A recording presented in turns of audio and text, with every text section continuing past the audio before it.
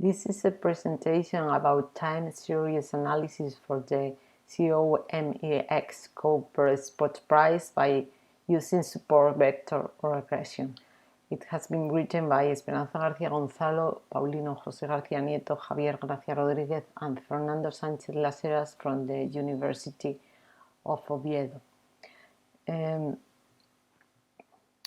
Copper is one of the main metal commodities and a non-ferrous metal traded in the major physical futures trading exchanges, the London Metal Exchange, the New York Commodity Exchange, and the Shanghai Future Exchange.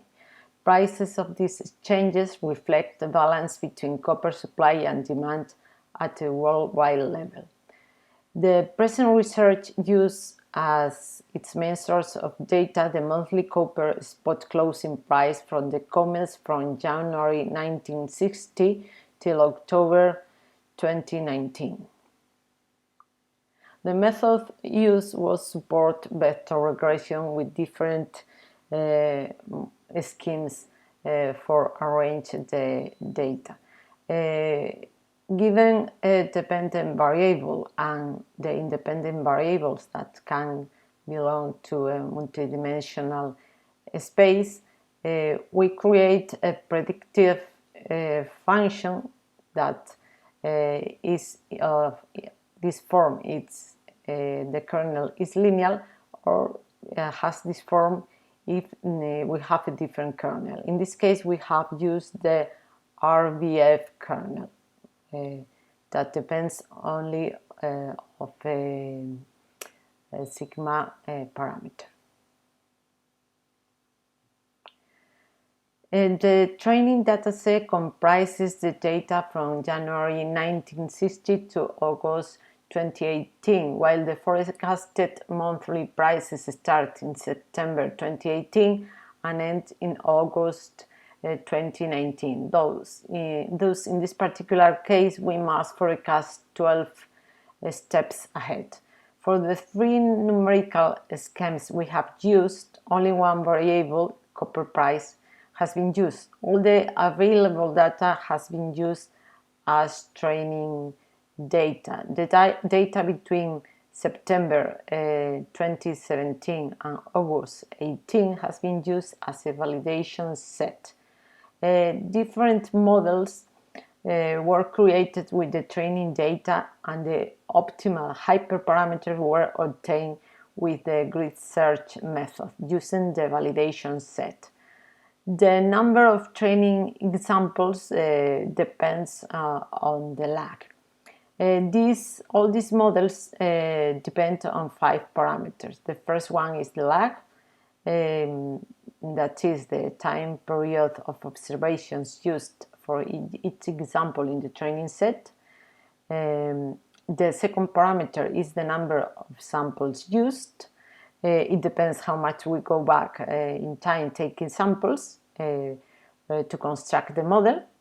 And finally, the 3 last parameters are those related with the support vector regression and its kernel. So the first scheme we have used is the direct multi-step forecast. In this scheme, we construct different models for different ahead forecasting. As we can see, model 1, model 2, model 12. As we can see, the training set is the same for all the models, and in this case consists into S+1 samples. And we use the same observations for all the predictions.